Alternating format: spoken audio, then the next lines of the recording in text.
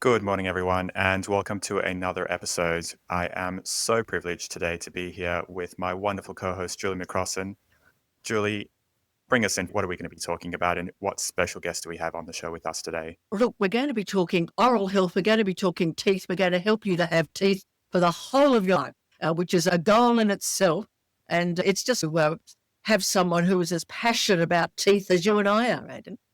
Love it. Absolutely love it. Look, I'm really excited to just get cracking. Julie, who do we have on the podcast? This might sting with us today. We have Associate Professor Matt Hopcraft. He is from Melbourne Dental School. He's a dentist. He's a public health advocate. He's worked with all sorts of patients, including in the army for a period of time where you'd genuinely see a cross-section of the Australian population. And he also has his own podcast advocating good oral health. And I have followed him for years, and I'm so glad we're going to talk to him.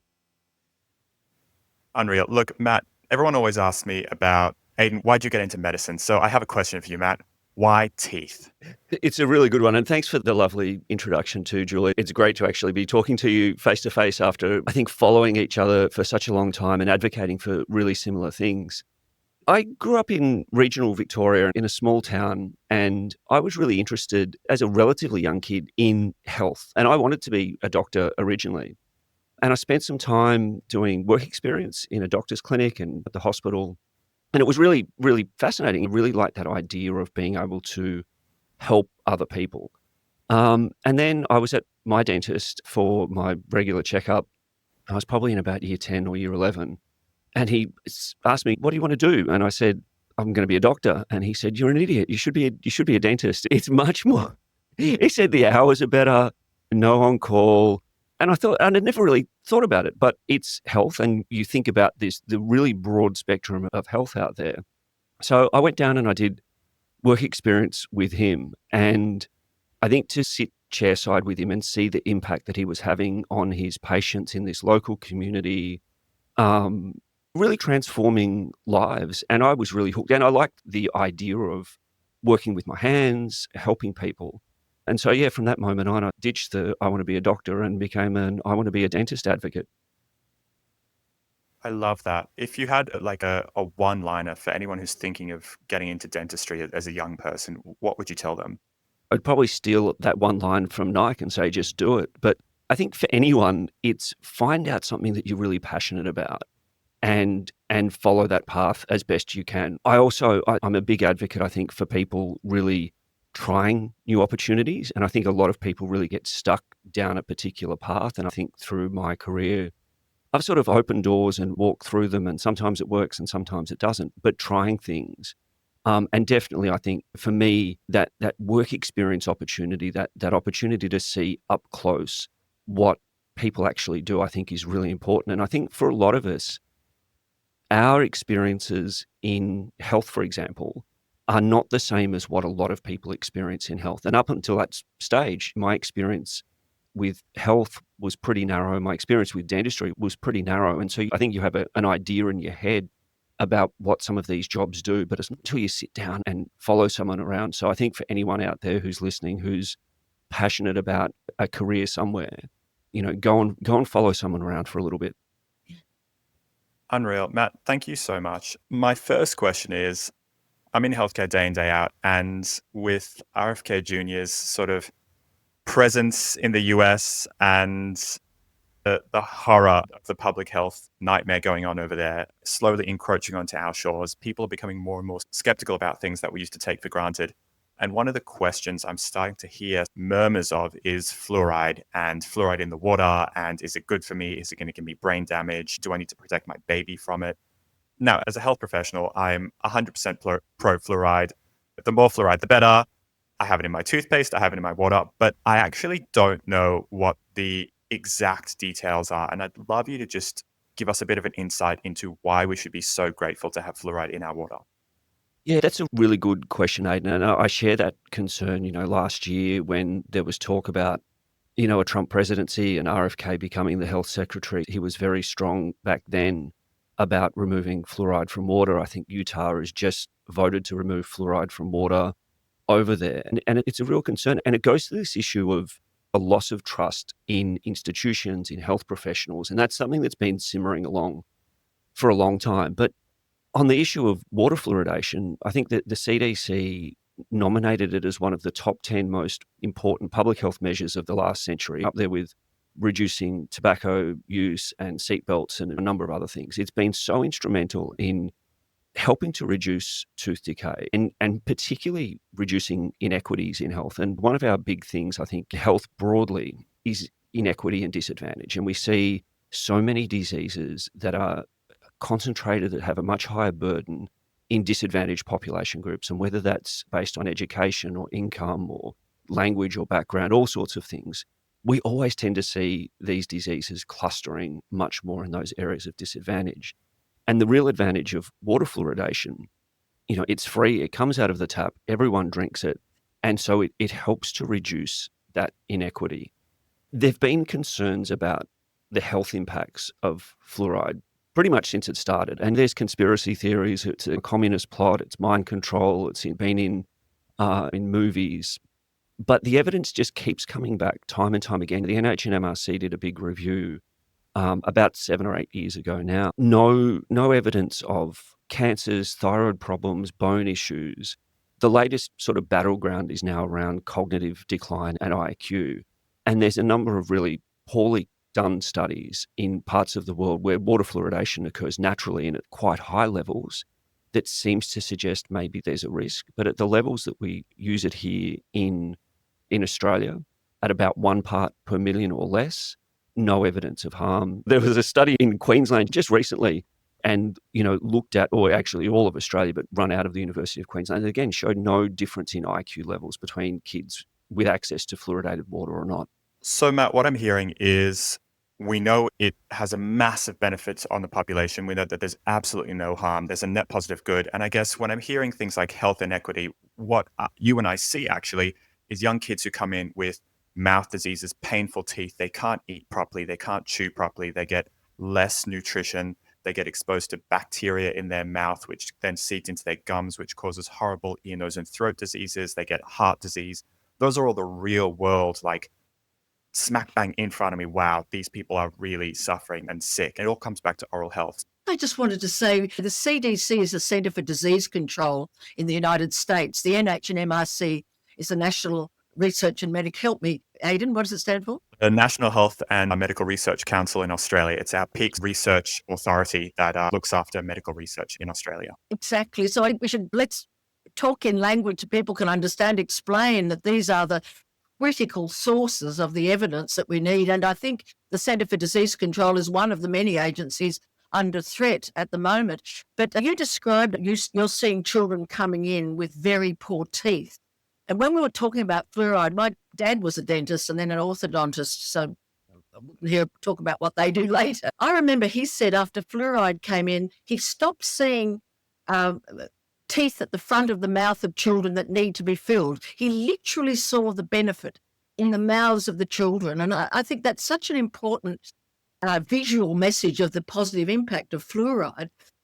And yet, Aidan is talking about seeing children without it. So my question, Matt, is this. You mentioned you come from a rural area, and I know you're interested in the dental deserts. I think you're giving a paper on it in Tasmania later in the year.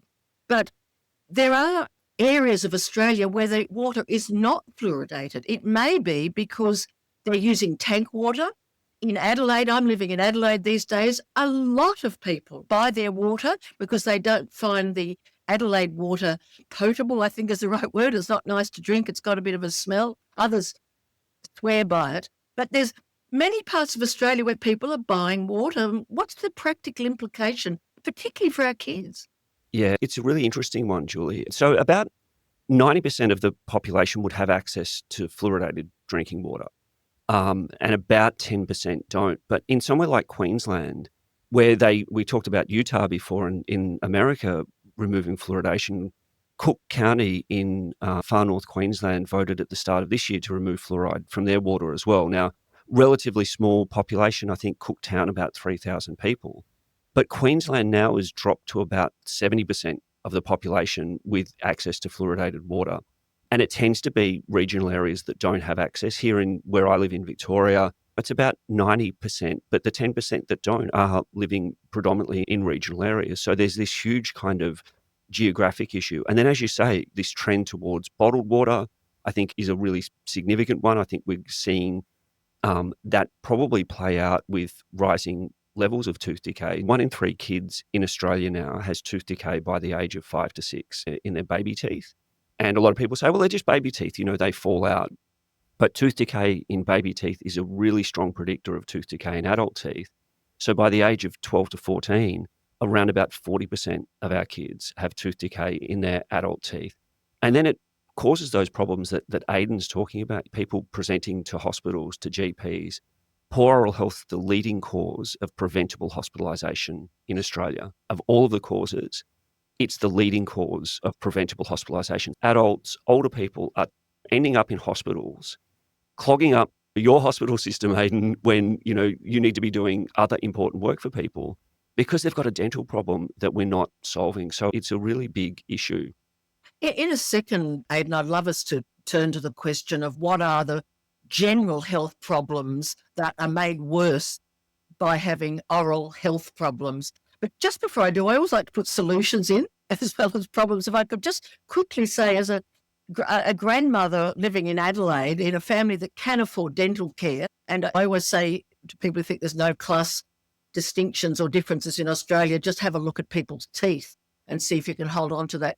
But I'm seeing good work here, Matt, and I wonder if you could talk about the work of paediatric dentists. I'll just give a snapshot. I've gone along to dental hygienists actually here in Adelaide, where there's a massive use of dental hygienists. I might get you to explain what they are and how they work in partnership with the general dentist. But these were women who brought in my little tiny grandchildren, both under 3, got them to sit in adjacent seats. They had toys, they had conversations, they had techniques to get them to open their mouth and cope with things being poked in them. And I thought, wow, this is preventative care at its very best. It's preparing them to accept dentistry, which I'm afraid some adults, cost aside, some adults are afraid of dentists. So just innovations in getting kids to accept dental care. Yeah, and starting early is so important. And we know that fear, anxiety, phobia is a real problem in adults. And a lot of that in adults now stems from their experiences as children. And so, we recommend that you should be taking your child to the dentist pretty much as soon as that first tooth starts to come through, which is around about the age of 6 months to a year. And it's not about really seeing what's going on with those teeth, because the likelihood is very little's going on with those teeth. It's all about getting those kids used to the idea that this is just a normal part of life. And you imagine the problem that occurs if you wait until that child's 5 or 6 and their first experience at the dentist is because they've got tooth decay, because they need to then have a needle, they need to have a tooth filled or a tooth extracted or multiple teeth. Then that becomes a really distressing occurrence for that child. So yeah, that sort of focus on getting kids in early, getting them used to the idea of going, I think is really important. And anyone who works with kids knows how challenging it is, but how rewarding it can be as well. And they're really special people who do that work to make the life of those kids much more comfortable. And just what are dental hygienists, and are there different practices in terms of their inclusion in care in different parts of Australia? Yeah, so we can probably have a deep dive into a lot of history. And I'm a really big kind of history buff because I think we forget so much of our history, but we can understand where we are now if we do understand our history a little bit better. So in dentistry, most people think about dentists as being the people who provide the care. And in the hospital equivalent, we think about doctors as being the people who provide the care, but doctors are supported by this whole team of people. And whether it's nurses and physiotherapists and pharmacists, other sorts of people. So in dentistry, we have dentists. But in the 1960s, when we had this really huge problem with tooth decay, which we're kind of seeing again, New Zealand invented a category of dental practitioner called the school dental nurse. And so they were trained to work specifically with kids and solve some of the problems that they were seeing in New Zealand. And so Australia adopted that model of school dental nurses, and we had school dental vans. And for those of us in this call who are old enough to remember, and I'm looking at you and I, Julie, probably spent a little bit of time sitting in a school dental van being treated by a school dental nurse. we changed the terminology to dental therapist at a point in time. And so dental therapists were a group of people who were effectively trained to do dentistry for kids up to generally high school age children. America and other parts of the world had a different kind of model, and they had the dental hygienist, which tended to focus more on prevention and gum disease and adults. And so we had hygienists in Australia as well. And then for us, we went down a really interesting path of merging those two together. So we've now got a group called oral health therapists that are trained to do both of the things that a dental therapist and a dental hygienist do. And most of the dental schools around Australia now focus on training oral health therapists so that the hygienist, as a practitioner group, is pretty much not being trained anymore. But people in that oral health therapy category or registration group will practice with adults, will practice with kids, will practice in orthodontic practices in a range of different areas. So it's about expanding the oral health team to focus on particular areas of need. Oh, but look, I'll throw back. I wanted to get that in because I'm so aware that cost of private dentistry, and I know you're interested in the system itself, Aidan, but cost is such a big thing. And what I've discovered here, which I hadn't experienced in New South Wales, is I go to this cleaning lady who does all different sorts of things to help me. I think of her as the cleaning lady, and that's diminishing her skills, I'm sure. But is there a way forward to help people who have struggled to afford private dentistry to have this multidisciplinary approach expanded? That's one of the things that's in my mind. But over to you, Aidan. Yeah, thanks, Julie.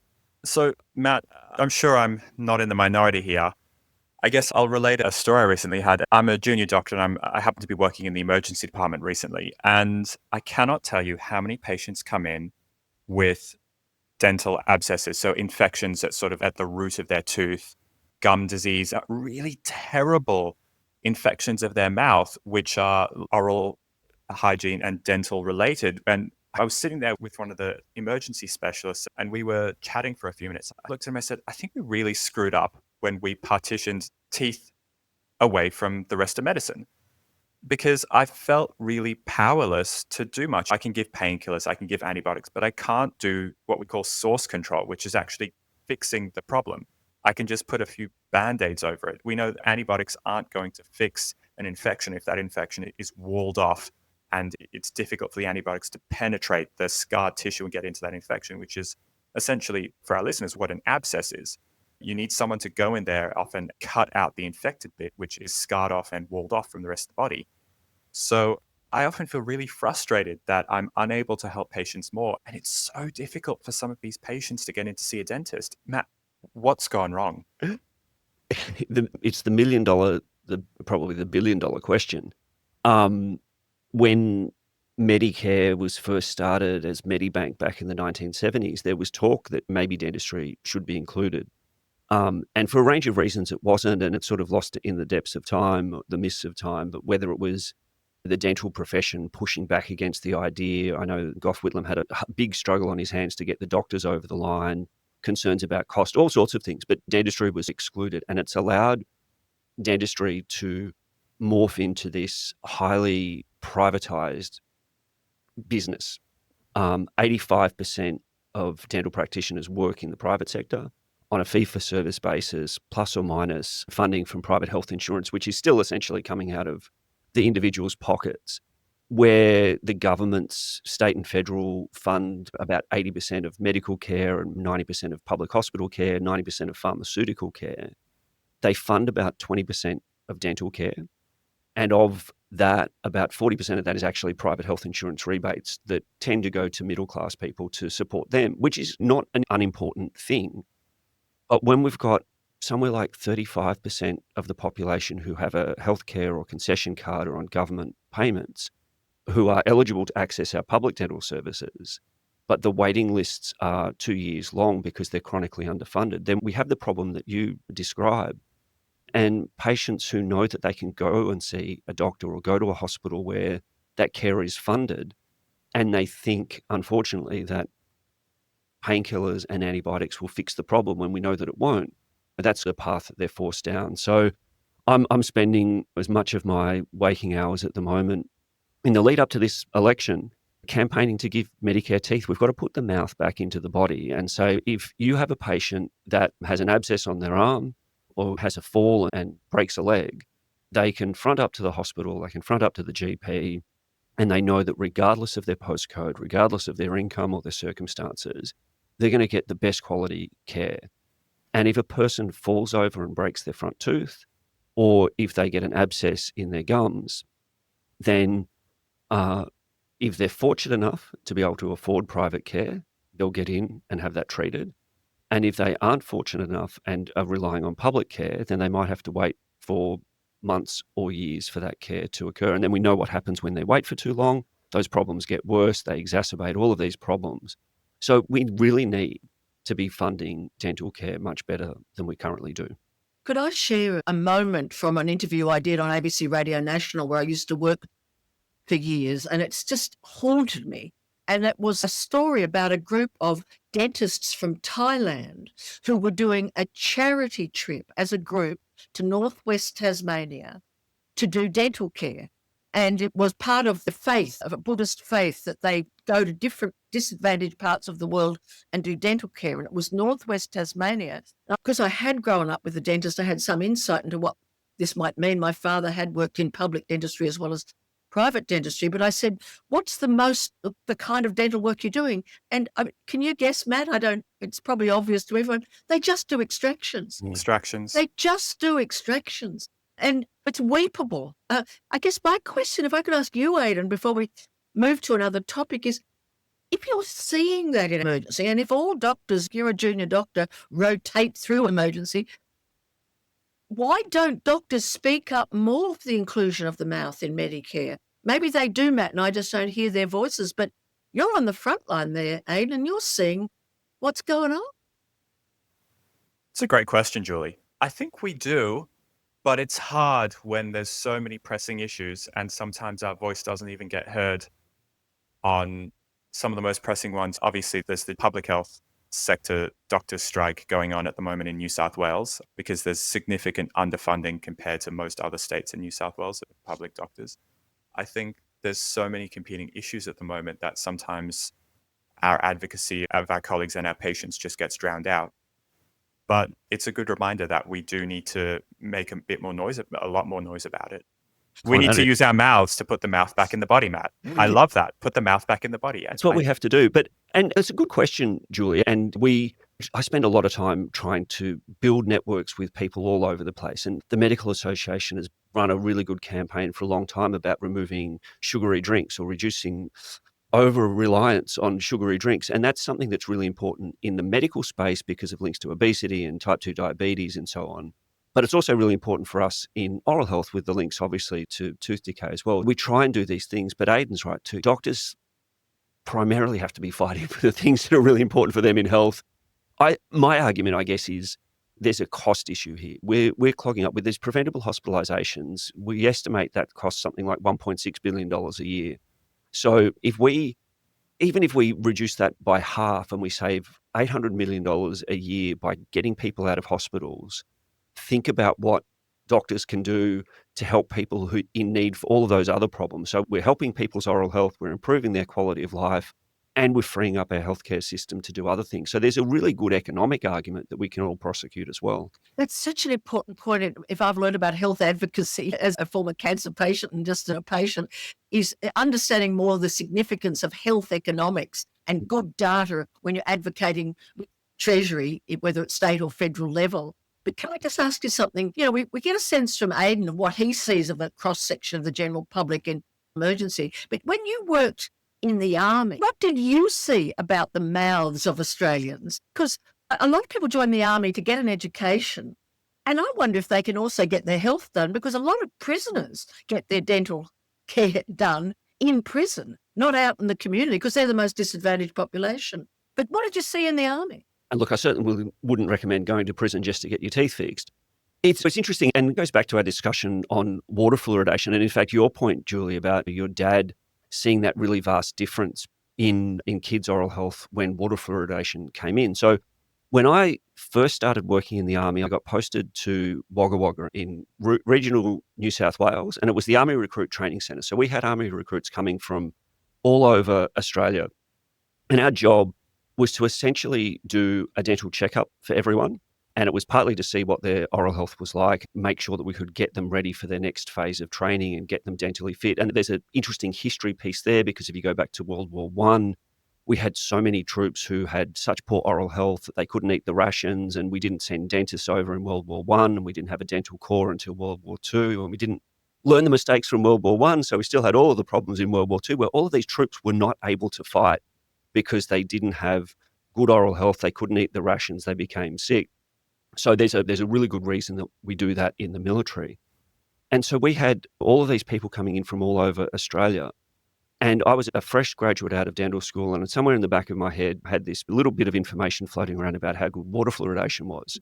And at that time, most of Queensland wasn't fluoridated. Certainly Brisbane wasn't fluoridated.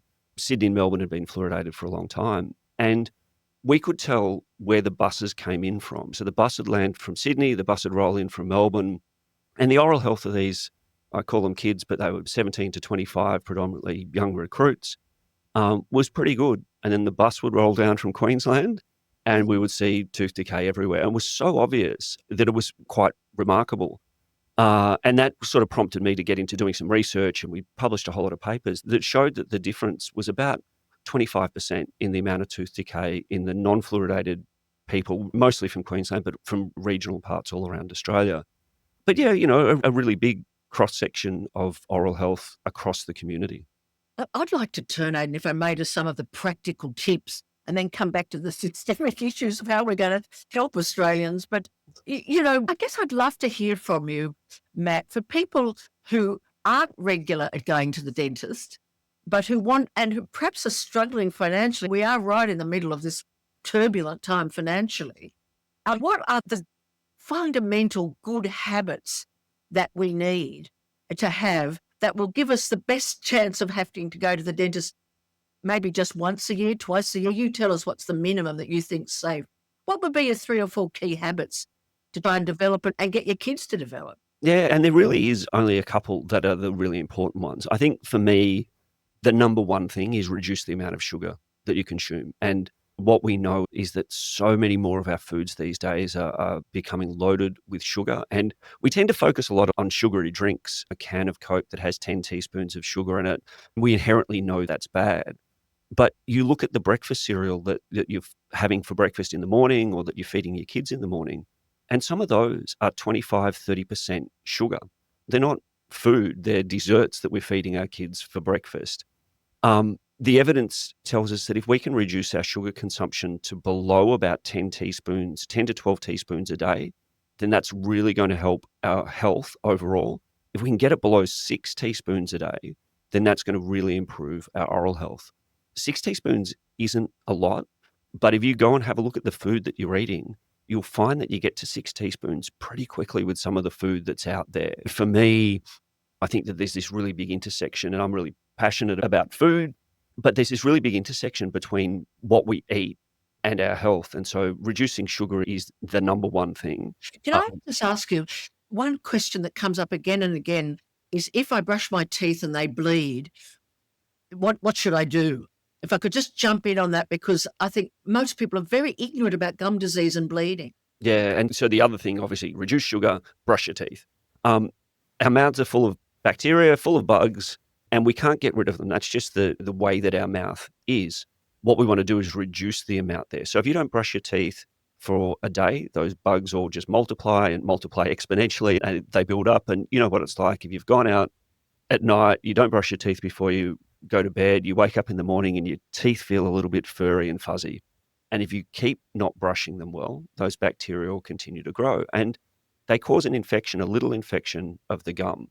And when the gum becomes infected, it becomes much more likely to bleed. Like any infection, you cut your hand and it becomes a little bit infected, it's much more likely to bleed. And so what a lot of people do is think, oh, my gums are bleeding, I'd better not do anything. So if you've got a cut on your hand and it's not healing well, you don't sit there and poke it all the time and think that's going to make it better. And so people tend to not brush their gums when they're bleeding, thinking that'll make them get better.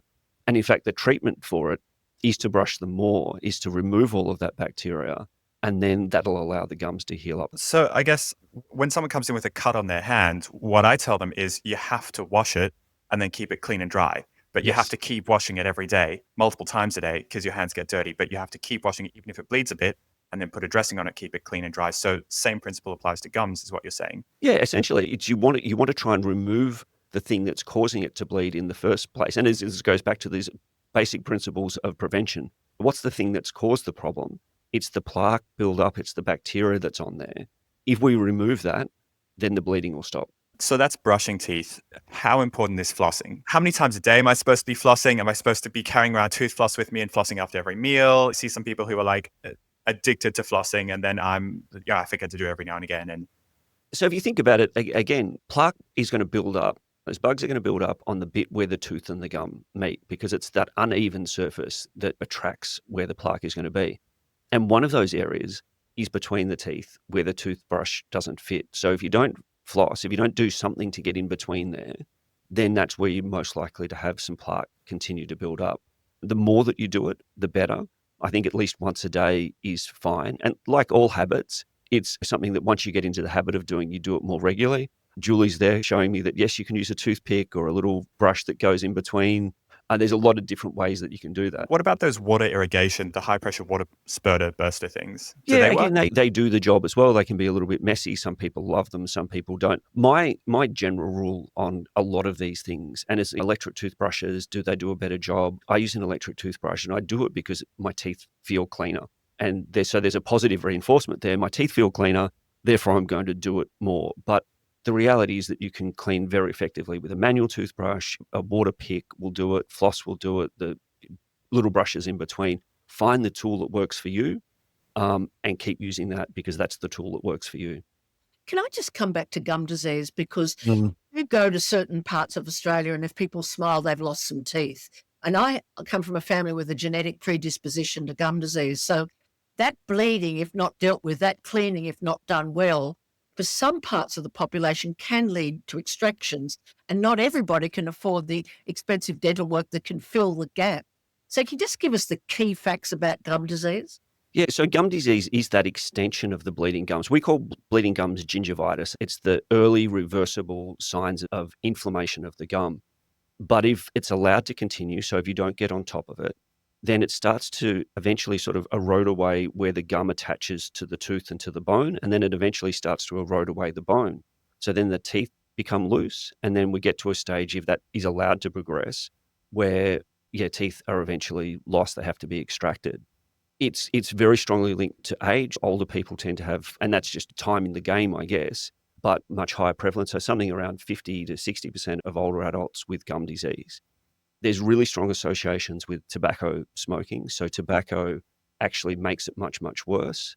There's also really strong links with diabetes. So poor diabetic control makes it much harder to look after gum disease.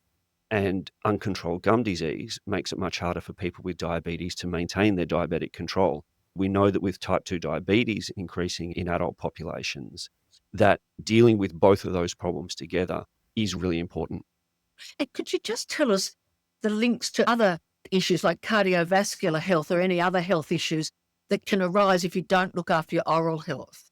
Yeah, and it's a really interesting and somewhat contentious area because there's a school of thought that says we should just be advocating for oral health because in and of itself, oral health is so important. Your ability to smile and self-esteem and live pain-free.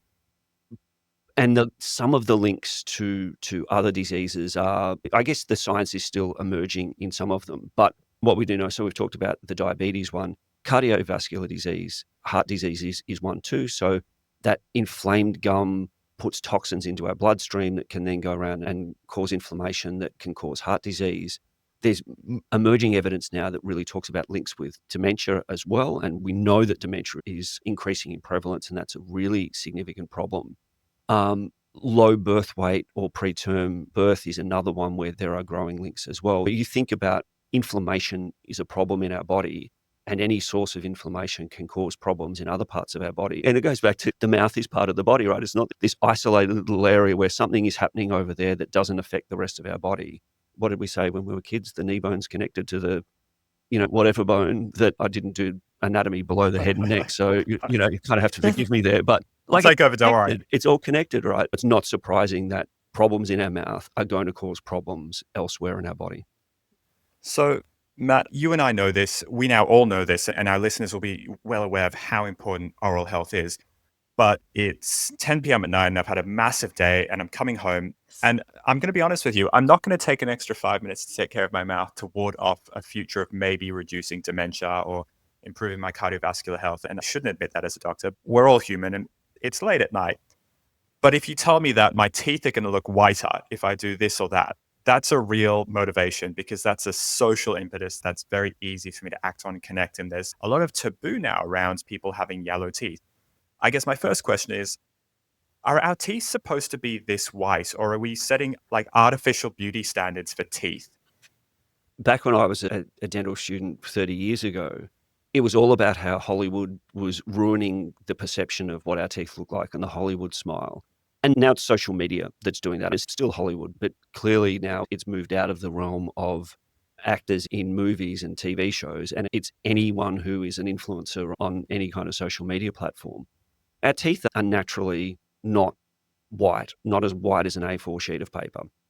Some people like their teeth to look much lighter. And there are a lot of things that people can do to do that tooth whitening that is mostly risk-free, but can have some risks associated with it. It gets us into this really interesting area, I think, about oral health, because it starts to get us into this sort of idea of self-esteem and the psychosocial aspects of health. So we often spend so much time, I think, in health talking about disease, and health is about being disease-free, when health is about much more than that. It's about a state of optimum well-being as well. And we know that our mouth is a really important part of our identity, of who we are. Julie said before, you can see that in people around the community. Poor oral health is probably the strongest indicator of disadvantage. And you can tell someone's social status by their smile, or perhaps their not smile because they're self-conscious about it. It impacts on people's ability to find employment or to engage in other activities in society, education for kids. You think about that 5-year-old or 6-year-old kid who's fronting up to the hospital and having 5 or 6 teeth taken out, and then having to go to school, and how does that impact on that child's interactions with peers and on their learning? We've gone a long way from tooth whitening, but it's that idea that for people, their self-worth, their identity, their self-esteem is very much tied up in the way that they look. I just want to help you, Aidan, because I want to motivate you when you get home and you're really tired from your time at the hospital to do something with your teeth and think about kissing. Let me put it into a question. Matt, why is it that some people have really bad breath don't know? Oh, I'm not sure that I know the answer to that question. It's true though, isn't it? Does anybody notice that? Yeah. Definitely some people are not aware of that at all. And maybe it's just because they've been living with it for so long that they're unaware. I have a mouthwash. If we could just come to mouthwash, you can, again, it's cost, you can pay more. And there are quality mouthwashes. Often they are sold by dentists that have fluoride in them. There are other ways to get the fluoride if you're in one of these places that doesn't have fluoride. I want to get back to equity, but before we do, Ada, do you have another issue? So I'm interested to know, you said most teeth whitening strategies that people can get access to are actually fairly low risk. That's really good to know. I guess my other question is, what is something completely wacky that you've currently seen as a trend out there on social media that we should not be doing? I've seen the oil pulling thing. Yeah, oil pulling. What's up with that? Oil pulling's a weird one. So there's that sort of group of people who don't believe in things like fluoride. Fluoride toothpaste is bad for you. It's harmful. And so they use it like a coconut oil or something, and they swish it around their mouth. Probably it's quite neutral. It might be effective in a somewhat antibacterial way. But the amount of time that you have to spend doing that to get maybe a marginal benefit is a bit counterproductive. These people are doing it for 20 minutes. Brushing with charcoal is another one, I think, that's probably in a really wacky kind of sense, and wacky and dangerous because charcoal can be quite abrasive. And yes, it will remove stains. Yes, it will make your teeth probably a little bit cleaner, but it does that by actually eroding the surface layer away, and then that becomes problematic. It's amazing you talk about charcoal because I have actually read quite a few cases now of people who've swallowed activated charcoal thinking it's going to improve their health, and it's neutralized medications they're taking, including birth control. So now it's predominantly some other medications, but there are actually some serious side effects to these seemingly natural, non-harmful organic remedies. Certainly, we know activated charcoal is what we use to absorb a lot of the toxins. When people come in with poisonings to hospital, sometimes we will give them activated charcoal because some medications can be sucked up by it. And so that can actually neutralize a whole bunch of medications. It can stop you absorbing nutrition properly from the foods you're eating. It sucks everything up into it. And I'm interested to hear that it also causes sort of abrasion to the teeth. And is it dentin that it wears away? It'll wear away the enamel. So the enamel, the outer Enamel. layer of our teeth, is the hardest surface in the human body, much harder than anything else that we've got. But it's not resistant to wear, and you can wear it away with toothbrush, you can wear it away with abrasive toothpaste, and certainly charcoal will do that as well. And then once you get to the dentine, which is underneath, which is the bit that's a little bit darker, so the enamel is the really white part of the tooth. The dentine underneath is a little bit yellower. And as you start to wear away that enamel, more of the discolor or the yellowish dentine starts to show through. So that actually makes the teeth seem a little bit more discolored. So people start brushing even more, wear away even more of the enamel. But if you get to the dentine, that will wear away really quickly. Can I just come in with another practical thing before we go to your steps for equity so that people can get access to dental care? But that's dry mouth. And how some medications can cause dry mouth, because I'm the 70-year-old on this program and I've got this young doctor with me. Why is it important we have functional saliva? And if you're on medication that makes it dry, what can you do to prevent the damage to your teeth? Yeah, saliva is such an underrated part of our human body, and certainly from an oral health perspective. So effectively, it does a couple of things. It helps to wash away the food. It helps us to digest food and to eat and swallow properly. So anyone with a dry mouth knows that it's really difficult to eat and swallow and function and talk. So it has that sort of function.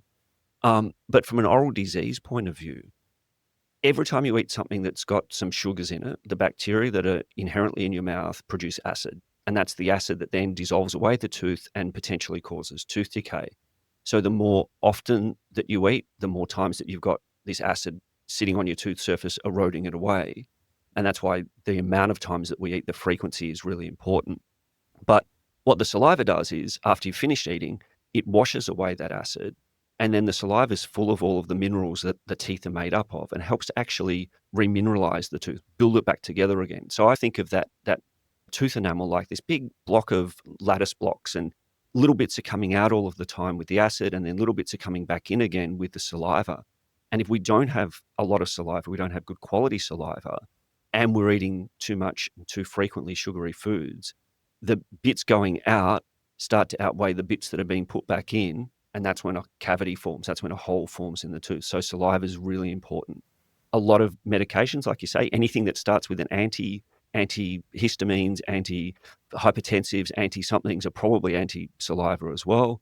Head and neck cancer is another area where we see radiation therapy that effectively kills salivary glands, and people with head and neck cancer often experience really significant problems as well. If I could just say, because our audience, I think, know that I've had a head and neck cancer and oral cancer down in the throat and had radiation. Radiation oncologists and their teams put a huge amount of effort into trying to spare the salivary glands for exactly the reason. But if I could move us to equity and use an example from my oral cancer experience, before we have radiation, Aidan, I don't know if you've done this in your doctor studies yet, we get a dental assessment because of this danger to our salivary glands. And if a patient needs to have radiation to the jaw area does have a poor level of oral health, does not have a history of going to the dentist, often the decision is made that is a prediction of their likelihood of looking after their teeth after treatment. And so any teeth that are in trouble need to be removed, extracted, before they start the radiation treatment, because for reasons I won't go into now, it's very dangerous to have an extraction after we've had radiation. You're meant to avoid them for the rest of your life. And it is still not uncommon here in Australia right now for people to have 8, 9, 10 teeth extracted prior to radiation, or even what's called full mouth clearances. I just use that expression again because I remember when I was told it, I almost had a panic reaction. Full mouth clearances. And what I've seen sitting in those cancer treatment areas is that people from poorer backgrounds often lose all their teeth before they're treated for radiation. and they can't necessarily afford to have the dental work later to put in false teeth, if I could put it that way. So my mouth is almost a total, it's about $30,000 to $40,000 is my mouth. I just simply the price on it. Private dentistry with a bit back from my medical fund, and that's an elite capacity. So, Matt, what do we need to do, whoever wins the election, so that people get dental care? Yeah, look, I'm saying we need to give Medicare teeth because Medicare currently doesn't have teeth. And I think your kind of story there, Julie, really highlights the problem. You've got a health condition. Up to a certain point, a health system looks after you. And then there's a little bit where they say, sorry, you're on your own. And then afterwards, they continue to look after you. So, you'll have post-radiation care, you'll have post-cancer treatment care, and they'll look after you for the rest of your life to make sure that you're fit and well, except for that little bit that's happening in your mouth, which is a consequence of some of the treatment that's been provided for you by the government. It's crazy.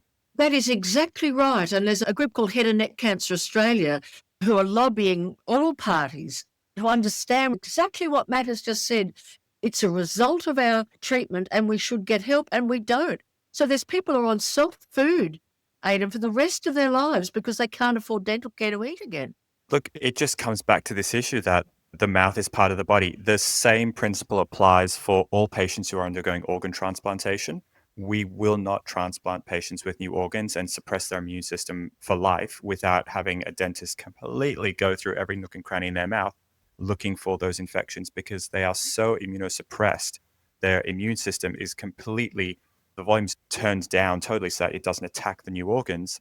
At the same time, the mouth is literally the portal to the rest of the body. Mm. And if you get even a little bit of an infection in your mouth and that moves into your deeper sort of gum tissues and you don't have a functioning immune system, that infection can go rip-roaring through your body. In health, particularly in hospital, the thing we most worry about is that it causes an infection in the bloodstream, which ends up attacking your heart. And we call that endocarditis. Endo meaning the inside, card meaning heart, and itis meaning inflammation. And these patients get an infective endocarditis where they get these moldy growths on their heart valves and it destroys their heart tissue, and they end up with the most horrendous heart diseases and valve failures. And oftentimes people end up dying because they had a mouth infection which spread. So, Matt, what has to happen? And where do you see the hope? Because you've advocated for a long time to gradually afford to put the mouth back into the body and into Medicare. Yeah, I swing wildly between being an optimist and a pessimist on these sorts of things. But we've got an election that I think gives us a really good opportunity. So on the one hand, we've got the Greens who have been advocating for a long time to put dental into Medicare, and the Greens and Labor years ago created the Child Dental Benefits Schedule, so that put dental into Medicare for about 50% of kids, a really important, valuable scheme.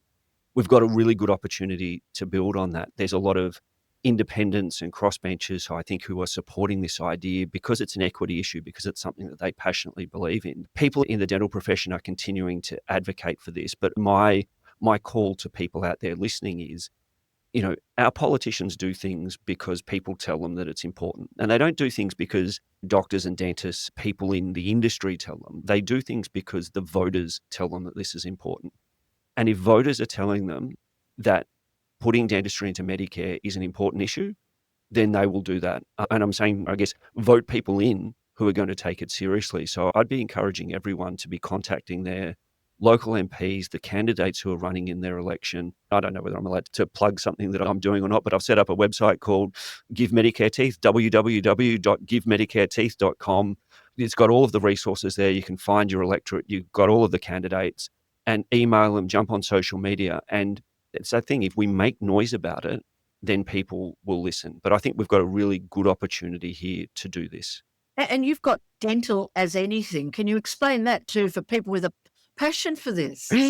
Oh, look, I like talking about dentistry, and I think it's something that we don't talk about enough. And so I fell into this idea of just putting my thoughts out there. So Dental as Anything is just my little passion project, I guess, of podcast, talking to interesting people, writing stuff that I think is really important and interesting, not only for the dental profession, but for a broader audience as well. Yeah, if anyone's interested, you can find me at Dental as Anything, doing pretty much anything to do with dental.